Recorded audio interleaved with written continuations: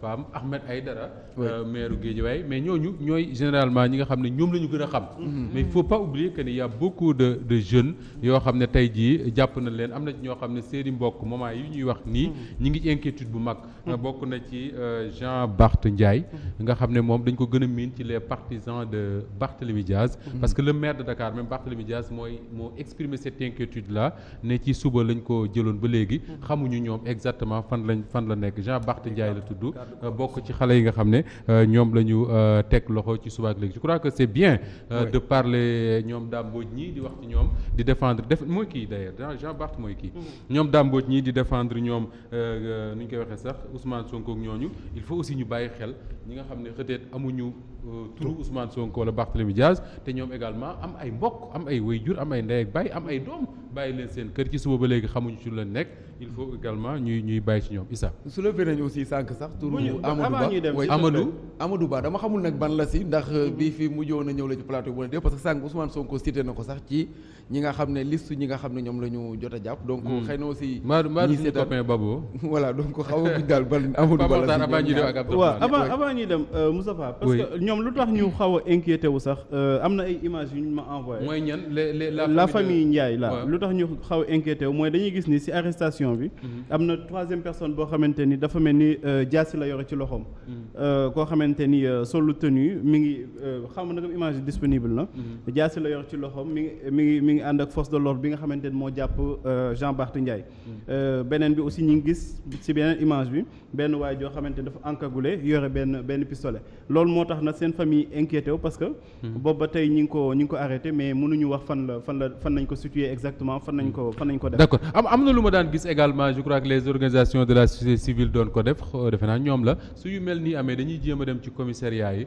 xool ñi nga xam ne ñoom ñoo fa nekk bind seen ay tour communiquer ko wax ne par exemple diw ak diw ñoom dàmboo ji bi ñu leen yóbbu commissariat central am na ñoo xam ne dee ñu yóbbu leen waxoon nañ ne diw ak diw ñi ngi fii diw ak diw ñi ngi commissariat sàngam loolu également je crois même alkaati yi loolu war nañ ciy bàyyi xel ça rassure les gens xam ne ki ñuy seet yoon jàpp na ko teg na ko ci loxo mais mi ngi ci loxoy takk der yi au moins suñu xamee ne mi ngi commissariat central c'est vrai que commissariat central aussi y a eu des décès là-bas mais au moins ça rassure ñu xam ne ma nga ca loxoy alkaati yi moo gën ñuy laaj naan fan la nekk quoi Issa Tine voilà donc finalement c'est Amadou Ba bi nga xam ne mooy juriste bu Pastef moom la ñu arrêté woon ak Diawara responsable bu Pastef Thiès ñoom nag ñu ne ba léegi itam xamuñu fan lañ leen teg maanaam fi mu nekk nii xamuñu fan lañ nekk loolu di xibaar boo xam ne itam am na aussi ay jeunes yu jóge woon Touba ak Mbacké section qu'est-ce qu'on dit brigade de recherche c'est ça non ba ca Thiès Ramatoulaye nu tudd section de recherche sur ces arrestations. voilà ñoom ñoo leen teg loxo. sur les arrestations.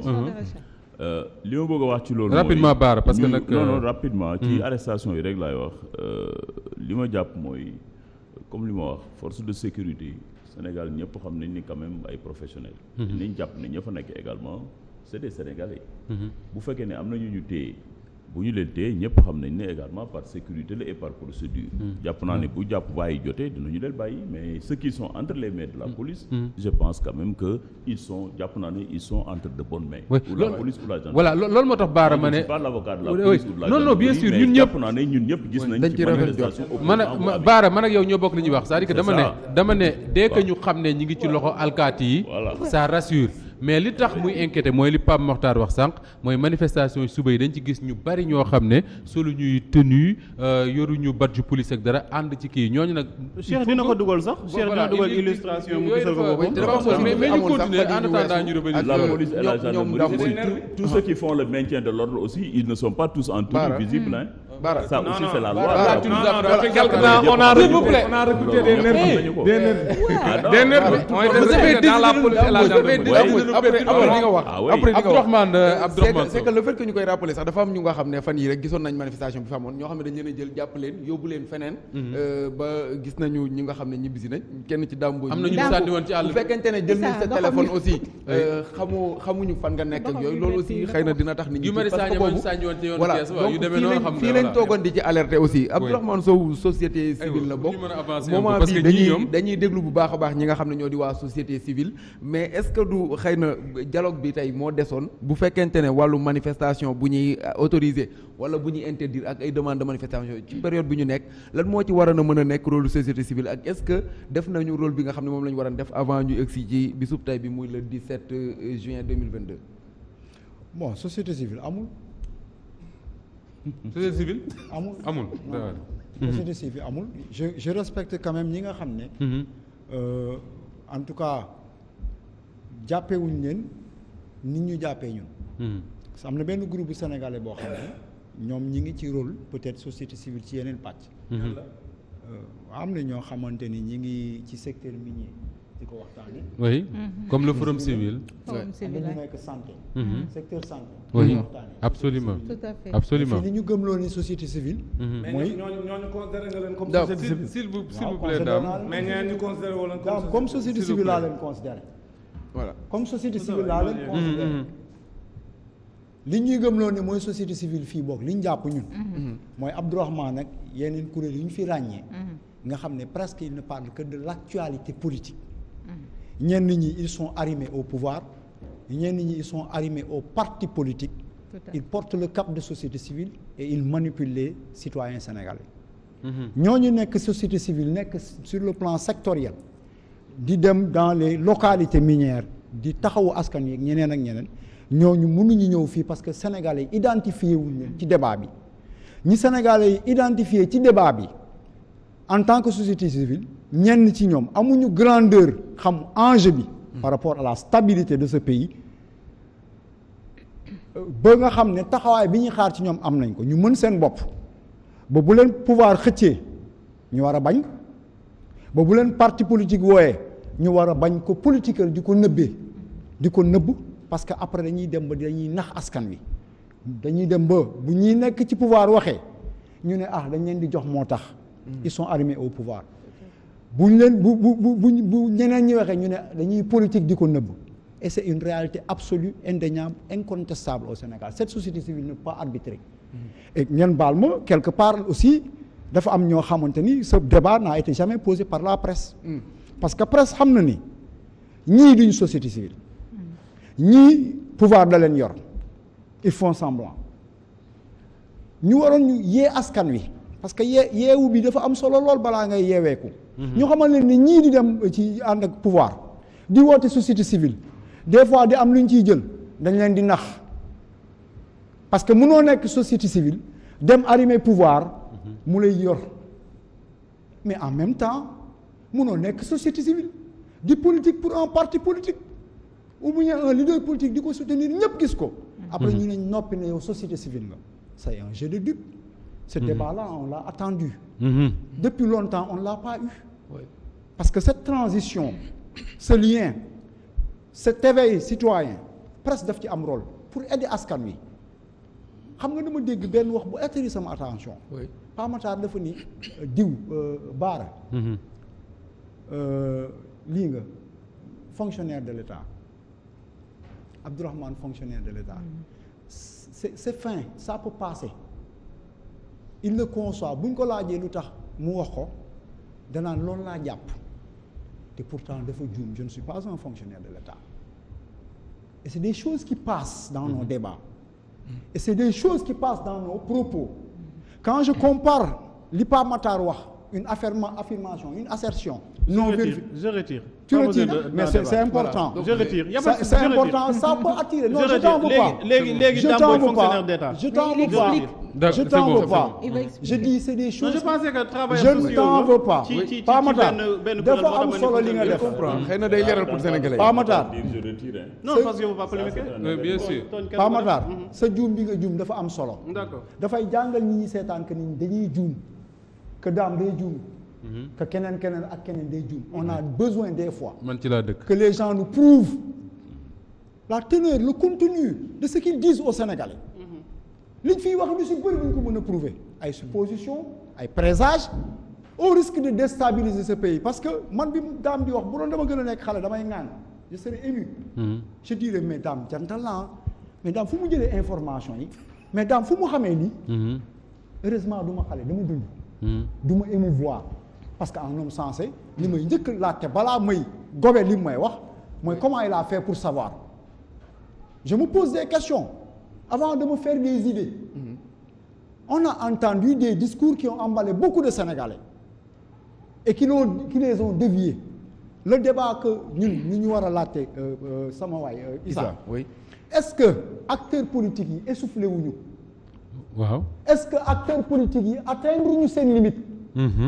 ba pouvoir bu fi ñëw nekk dans l'abus, ba une opposition bu fi ñëw nekk dans la manipulation. Tout ce qu'ils disent n'est pas de la vérité. Absolument. Il faut l'admettre. L'abus du pouvoir dans l'exercice fondamentalement parlant li ñu fi gis daan ko dénoncer. dara soppeewu ko ci lan moo ñu ci jaaxal. On a vu le régime de Ablaye Wade, on prend ça comme repère.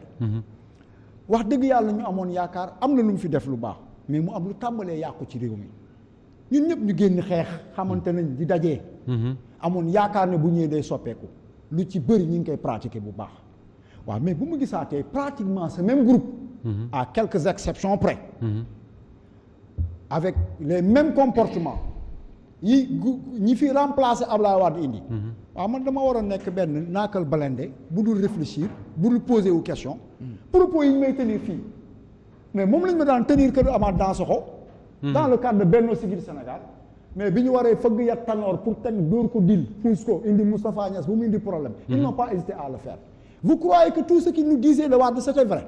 ils nous ont manipulés par des fois gëmloo ñu lu amul booy li ñu def tey li tax ñu leen di comprendre ñun dañ ko daan def démb mais dañ ci daan am mesure ñu nag ñoom Barth dañ daan toog biir lan ñuy réunion des fois nit waxi dof ñu ne ko non duñ ko def ci réew mi nit xalaat na sax nañ taal aéroport ñu ne ko bul dof fàttaliku leen canal bii nekk Soumbédioune en 2006 ñu ngi doon 2011 dañu doon jiñ ne dañ ko jéem a taal dof ñu duñ ko def y a eu de la manipulation loolu ma dund un vécu ma ñëwaat gis gars yi di ko pratiquer waat dans certains comportements parce que j'ai fini de me faire une idée sur le pouvoir c'est un problème maintenant je suis en train d'analyser le comportement de cette opposition de certains acteurs qui me disent je suis la société civile quand on est en réunion ils falsifient nos textes pour favoriser un acteur politique vous là loolu day am si day am aar lu ñu bokk seeni texte si suñuy texte moo tax je me pose la question yenn ak figure yi ma daan gis M2D lu tax dootuma leen gis lu tax M2D di wax ci débat bi où est le M2D M2D fondamentalement dafa ko indi lu woon c'est une structure pour la démocratie sortons défendons la démocratie le cas Adji Sarr Sonko où est le M2D mooy bi Cheikh Tidiane Dièye nekkoon waaw ñoom Cheikh Tidiane on était dans aar lu ñu bokk M23 ñun de ñu ngi kos beneen M23 bi mi ngi fii di Abdourahmane li ngay wax dafa am solo continuer ci loolu M2D mi ngi fii pourquoi M2D du prononcer ci débat démocratique bu am solo bi nar a taal réew mi ñu ne mut ana les animateurs de M2D waxoon nañ leen bi mu fiy judd ñu jël leen yëkkati leen ni ñii ñooy dundal démocratie c'était benn subterfuge politique lañ fi tegoon pour dem bokk ci parti loolu la parce que dans la pratique dans ce contexte de xëccoo poste pratiquement tous ces acteurs qui disaient démocratie ñoom ñooy dóorante ci liste yi est-ce que du équilibrisme la ñuy bañ maanaam tëddee njaaxaanaay bopp comme li ñu naan ku nekk tëddee njaaxaanaay musul ëpp da ngay équilibré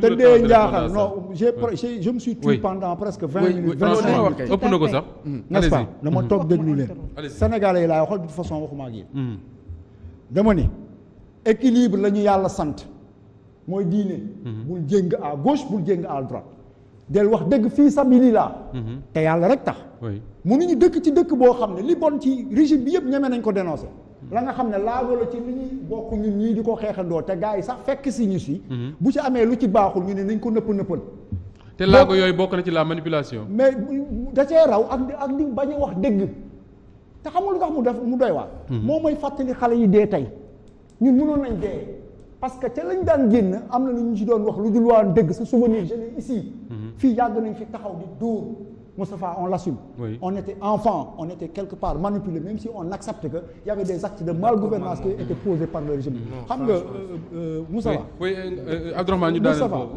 man de j'ai jamais été ma laaj ko. s'il vous plaît doo ko laaj laissez-le terminer après Moustapha man xeex yëpp lu ma gëm. Moustapha oui Abdourahmane àggaleel oui nekkagul xale.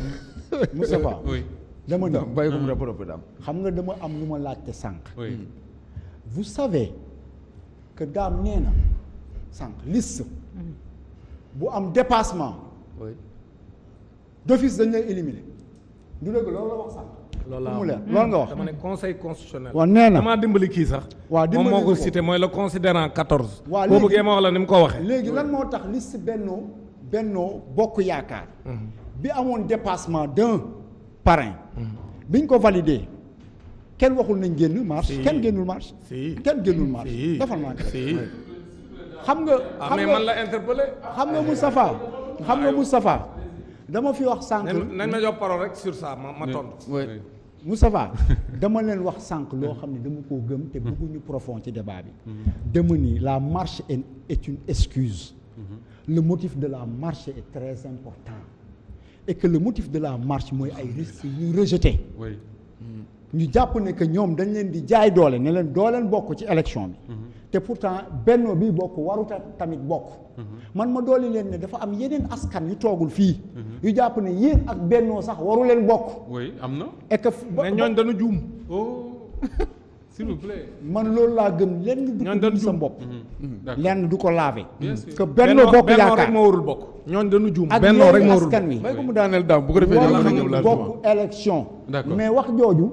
nanguwuñ cee sori. xam nga lan boo ma mayee ma yeggale rek maa logique. rapidement damay dégg ñuy wax ay nañ Macky Sall.